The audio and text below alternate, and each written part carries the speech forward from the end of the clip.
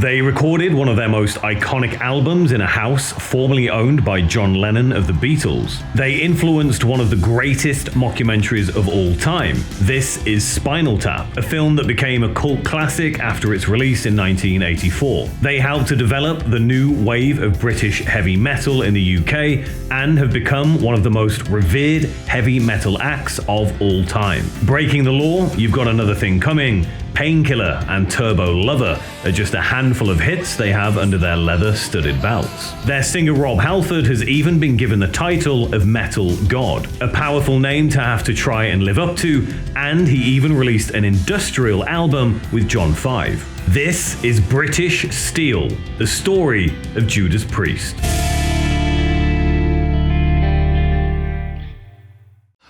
To the best of my knowledge, in the whole of this band's career and something over 100 recorded songs, we've never advocated the use of drugs. We've never told people to drink. We've never really pushed any specific area onto anyone. What do British Steel, Screaming for Vengeance, Turbo, and Painkiller all have in common? Well, these are the albums that arguably made Judas Priest, and more than likely may have been your introduction to the group.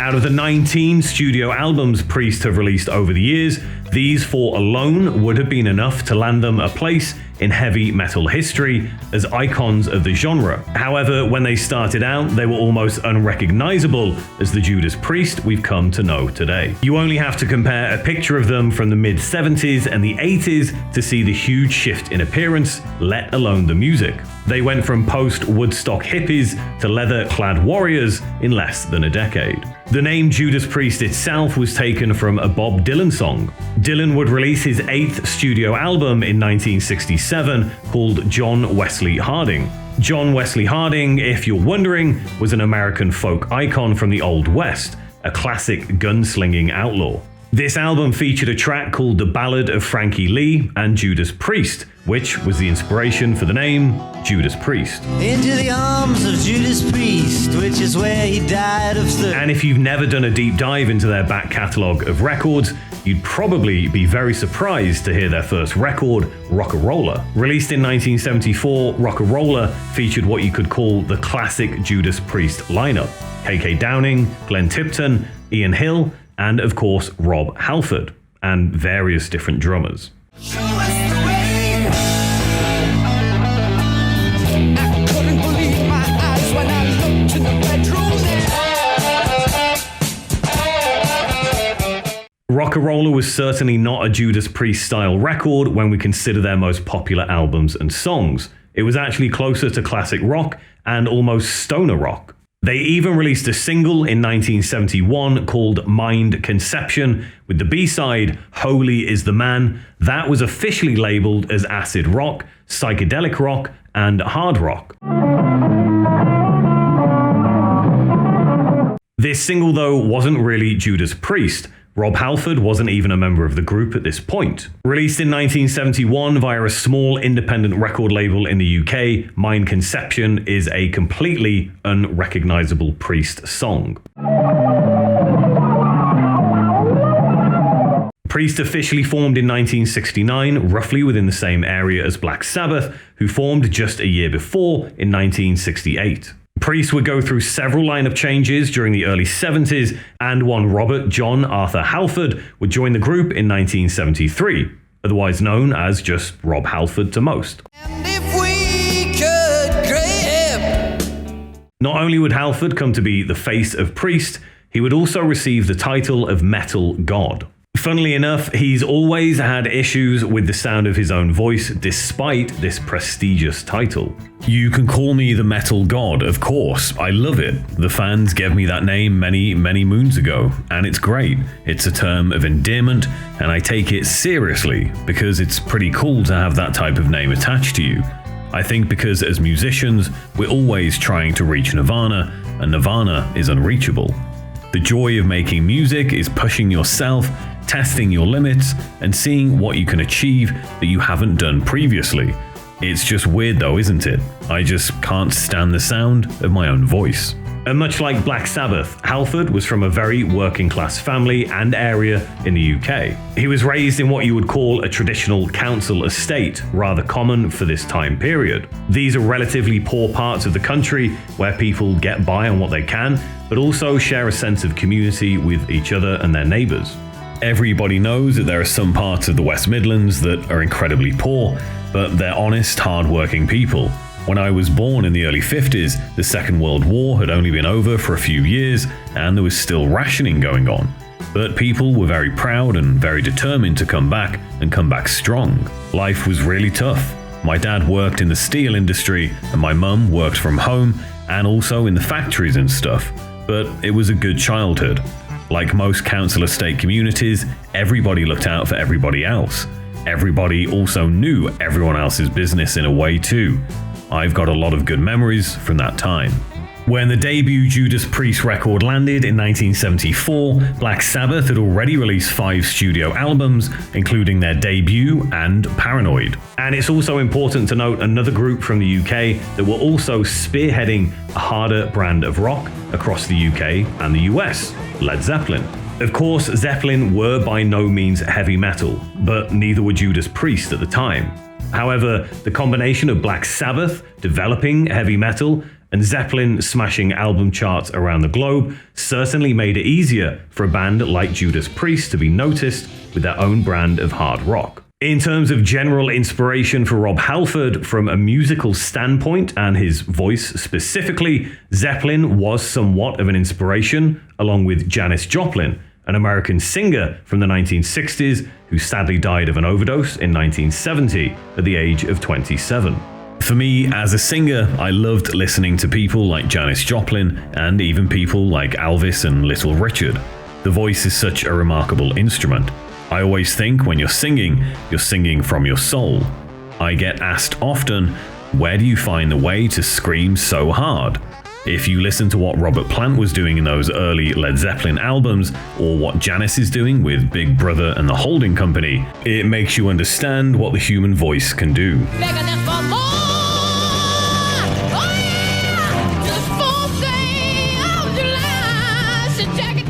Rocka Rolla by sound and appearance was, well, pretty mediocre by any standards. I think it would even be fair to say that the album was a total flop. It didn't sell, and it certainly didn't break any album chart figures. Even the song titles were pretty uninspiring. One for the Road, Winter, Never Satisfied, and Dying to Meet You didn't exactly scream heavy metal hellraisers. However, that would all change with their second record.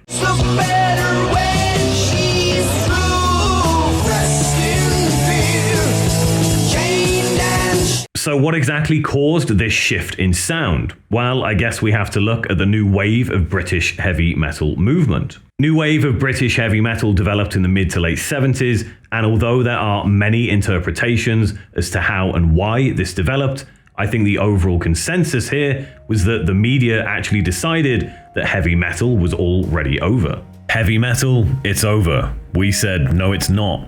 We saw that punk was going to be a short-lived experience. I found it very insulting that someone would dismiss not only the bands but also the fans. So that made us even stronger. Without having been there, it's very difficult to really understand the feeling or attitude of the era, especially around any rock and or metal scenes. But as we've witnessed time and time again, rock and metal seem to come and go from a commercial and mainstream point of view. So we can easily picture a rise of hard rock and heavy metal in the early 70s with Black Sabbath and Led Zeppelin, and then see somewhat of a slump in the mid-70s. We feel that although you can basically categorise our music as being rock music as such, we tried to steer away from a particular stamp, as it were, you know. And this is where it gets interesting. We had the punk movement developing around this time, which saw the likes of The Damned releasing New Rose in 1976, and of course the Sex Pistols' debut in 1977.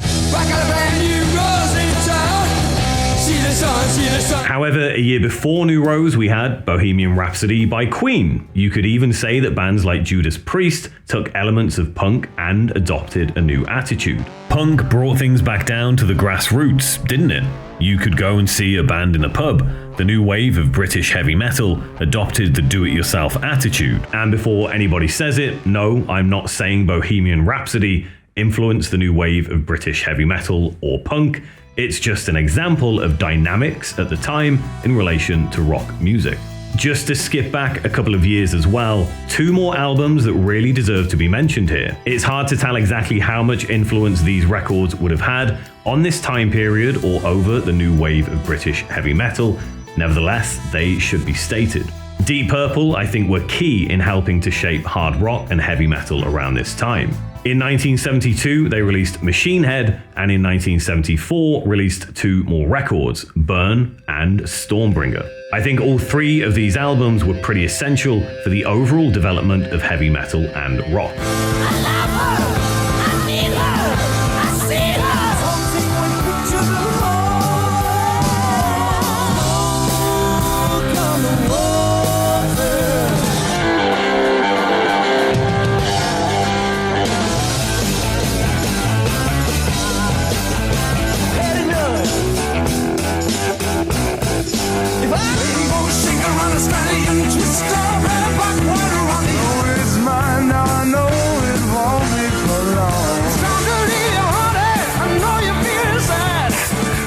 For sure, Deep Purple are without a doubt more rock and hard rock, but for this time, it was certainly heavy music to most. All of these albums were topping charts in the UK and charting around Europe and the US, so I think it's safe to say they absolutely were an influence to one extent or another. Judas Priest had already shifted their sound and image with their 1976 record, Sad Wings of Destiny, and then continued to develop their sound and concept with their third album, Sin After Sin, released in 1977. Things look better when she's through. Our minds were free. Can't you hear their souls calling out? What I am, I'm rolling. And of course, we can't talk about punk, rock, or metal in 1977 without talking about Motorhead. Motorhead's influence on all of these genres is clear. Motorhead not only helped to develop all of these genres, but they also helped to fuse them together and united punks, rockers, and metalheads. Motorhead's debut in 1977, along with Overkill and Bomber in 1979, essentially helped to open the door for the new wave of British heavy metal bands to be accepted from a commercial point of view.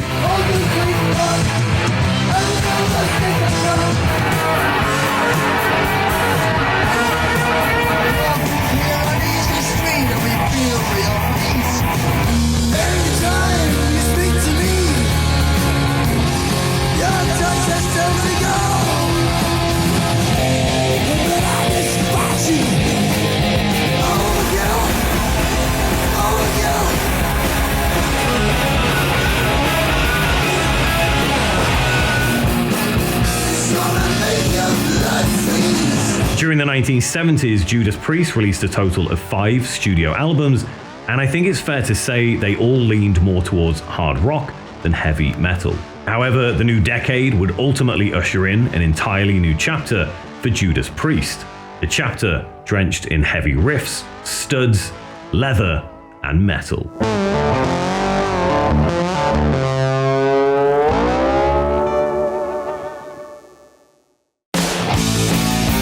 Most should agree that the 1980s were an absolutely iconic time for rock and heavy metal, and this is where the genre thrived and delivered some of the greatest metal records in the history of music. The list is pretty endless. Metallica, Dio, Motorhead, Slayer, Iron Maiden, Bathory, Venom, Megadeth, Scorpions, AC/DC, and so many more artists released some of the most influential metal music of the decade, well, actually of the century.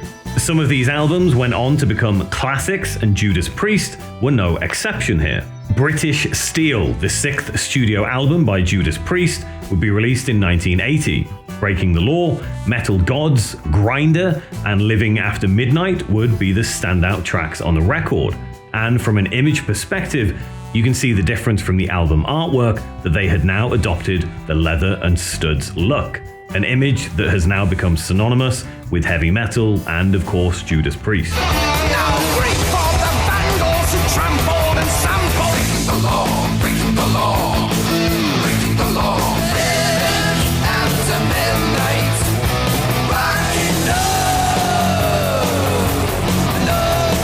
it elevated the band to the next level and finally put us on the path to where we wanted to be. We not only found our sound, but also our image with the leather and studs. I also believe that with British Steel, we opened up a new era for heavy metal in general. Bands like Iron Maiden and Saxon, who supported us at various stages on the 1980 tour, went on to be very successful in their own right, and benefited from what we did on this album. It was an exciting time, and British Steel really was the start of it all. The record actually has somewhat of a political edge to it. The UK was going through, as always, another rough spot. The Prime Minister at the time, Margaret Thatcher, would come to be one of the most hated throughout British political history. In January of 1980 in the UK, over 100,000 steel workers would go on strike due to proposed job cuts and also demanding a pay increase. These events would actually help to shape the album Priest were recording at the time. I think I was just picking up the topics of the time. As you know, most of that record was made around a really turbulent time in the UK. We had all the stuff going on with the miners' strikes, the steel workers, the trash guys. The whole of the country was in a really angry state of affairs. Like most lyricists in bands, it gets into the front of your mind and into the songs. Obviously, the most specific one is Breaking the Law. The Rage and Grinder also have references for all of these expressions of resistance. Not to mention in the UK, there was actually a corporation called British Steel, so no second guesses as to where the name for this album came from. The album, British Steel, would peak at number 4 in the UK charts and number 34 on the US Billboard. Interestingly, it only stayed in the UK charts for 1 week, whereas over in America, it enjoyed an impressive stay of 19 weeks on the Billboard 200. And something I always found incredibly strange about this record is where it was recorded. Tittenhurst Park was owned by John Lennon of the Beatles and sold to Ringo Starr of the Beatles in the 70s, who owned the property when Priest recorded British Steel there, and I can't for the life of me figure out how that even happened. Nevertheless, the end result would be an iconic metal record that still, to this day, sounds incredible, considering it's now 45 years old. And this was just the beginning of Judas Priest's metal reign during this decade. Before we touch on a couple of notable Priest albums from this era, we need to look at what was happening in the 80s and how this era became an influence on not just the future of heavy metal, but also pop culture. We already know that groups such as Slayer, Metallica, Megadeth, AC/DC, Kiss, and Motley Crue became the go-to rock and metal gods for people to worship, and their sound, attitude, and style became part of everyday life for many youngsters across America and around the globe. However, they also inspired a cult film. This also included Judas Priest. The 80s were pretty out of control. It was about who could do things bigger, better, and essentially be more over the top and outrageous. In the early 80s, an American writer and director by the name of Rob Reiner actually went to see Judas Priest in preparation for a film. This film would be called This Is Spinal Tap. Don't touch it. I wasn't going to touch it. No, don't touch it. Spinal Tap is just the way life works, a parody, art imitating life. And I dare say the new metal bands are equally going through their own Spinal Tap-esque moments now, even if they've never seen that movie, because that's the way life happens. This Is Spinal Tap was released in 1984 and is classed as a mockumentary, that is to say, a fake documentary. The plot was simple. Rob Reiner played the character Martin 𝐕Get, who is portrayed as a filmmaker and documentarian, and he follows around the fictional English rock group Spinal Tap on their 1982 tour around America in support of their album Smell the Glove. I think Spinal Tap condensed and summed up the whole world of bands, not just metal really, but bands in general. There's conflict, there's ego problems, there's outside influences, money problems. That stuff actually does go on. There are things cited in that film that come from Judas Priest. There are experiences on the road that certainly have been Spinal Tap moments. The concept behind the film was to make fun of how ludicrous the rock and metal world had become. One of the most famous scenes from this is Spinal Tap is where a member of the fictional group explains how their amps can go up to 11 instead of the normal volume of 10, along with how they often get lost backstage. Does that mean it's louder? Is it any louder? Well, it's one louder, isn't it? And funnily enough, many famous rock and metal musicians watched the film and could absolutely relate to the events that took place in this now classic mockumentary. I was the only person in the audience that wasn't laughing because it really was like a documentary. Of course, this film did no harm to the reputation or image of any group from the 80s, and Judas Priest would continue to thrive here. Their stage shows became larger than life, and they quickly became one of the biggest metal groups of this era. I guess a more famous or well-known film that kind of follows something similar in a way would be Wayne's World 1 and 2, released in the 90s. In total, Judas Priest would release 6 studio albums during the 1980s, British Steel in 1980, as already mentioned, Point of Entry in 1981, Screaming for Vengeance in 1982, Defenders of the Faith in 1984, Turbo in 1986, and Ram It Down in 1988.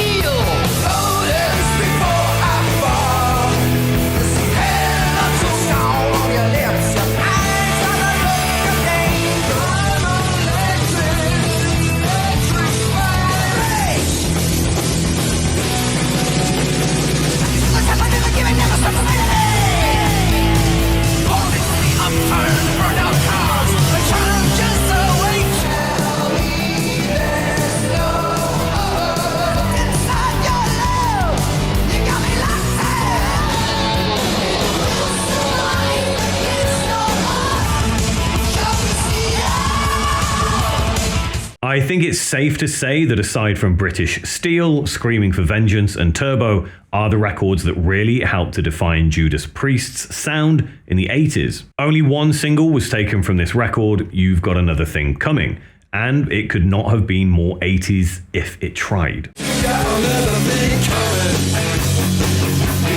The 80s and pretty much most of the 90s were the best times for heavy metal. Some of the greatest things were happening at that moment, and particularly for Priest.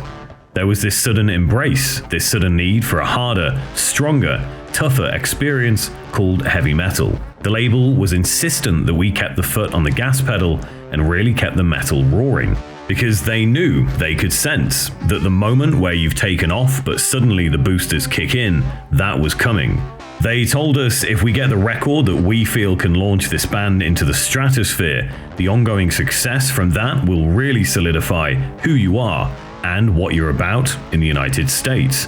And it did. It absolutely did. Screaming for Vengeance would be released in the UK, USA, Mexico, Japan, South Africa, Brazil, and even Peru. And in the same year it was released in America, it would be certified gold on October the 29th, 1982. Then, just 1 year later, in 1983, it would turn platinum.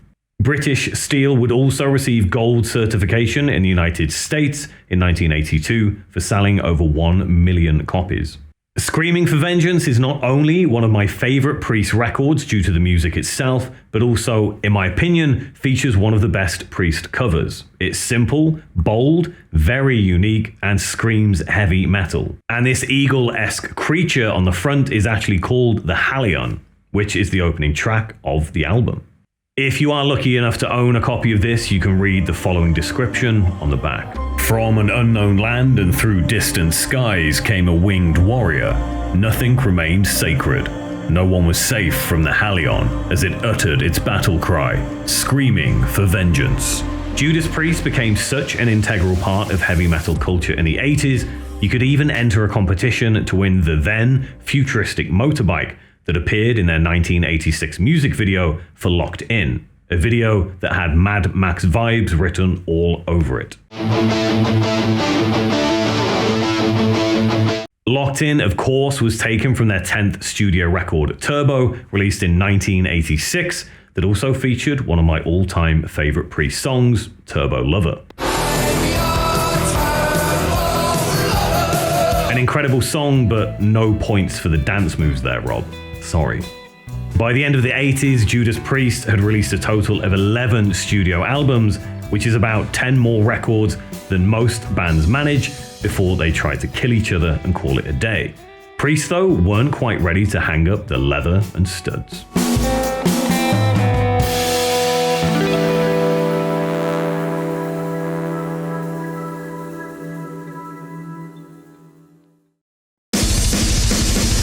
'90, a brand new decade and a new era of rock and heavy metal.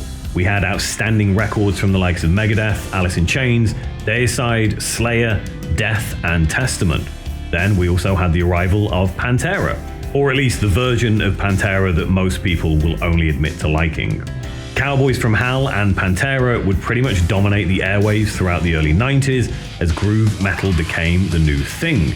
Judas Priest, however, was still holding on tightly to their unique brand of heavy metal with arguably the last big record of their career, at least for that millennium anyway, as they were about to break up. When you talk about Judas Priest, it's almost impossible to not mention Painkiller. Their 12th studio album was released in September of 1990.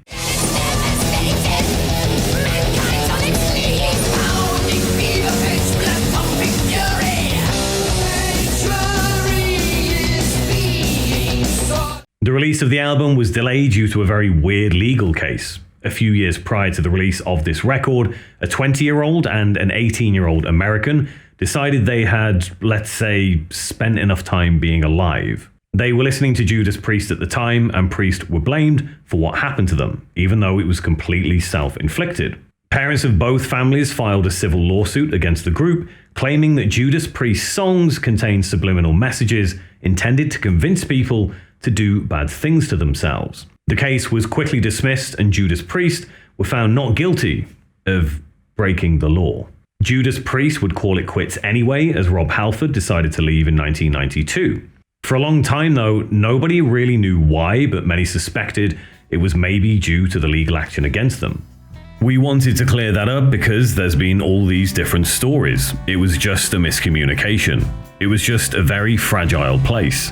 We went through the Reno trial and were somewhat victorious, and then making Painkiller and that world tour.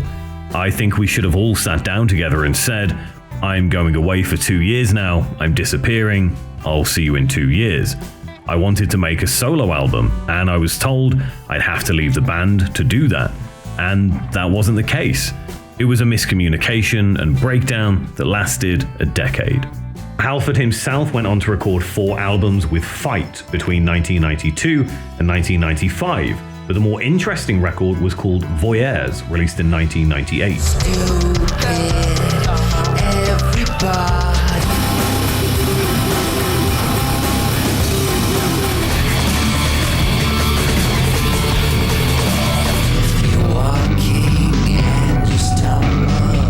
Voyeurs was essentially an industrial album featuring, of course, Rob Halford and John Five, who many of you will know from Marilyn Manson, Rob Zombie, and more recently, Motley Crue.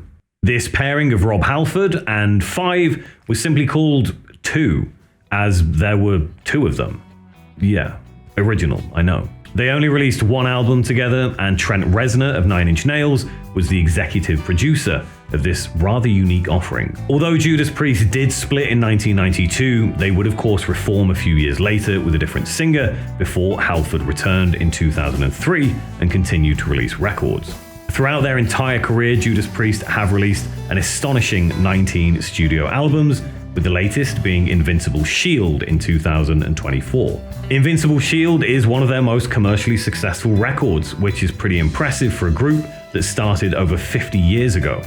There is absolutely no doubt that Judas Priest are one of the greatest metal bands of all time. From British Steel to Screaming for Vengeance, from Turbo to Painkiller, they lay claim to some of the most iconic heavy metal records ever released, and they show no signs of slowing down. It would appear that not even the Halion itself can put a stop to Judas Priest. They truly are made of British steel.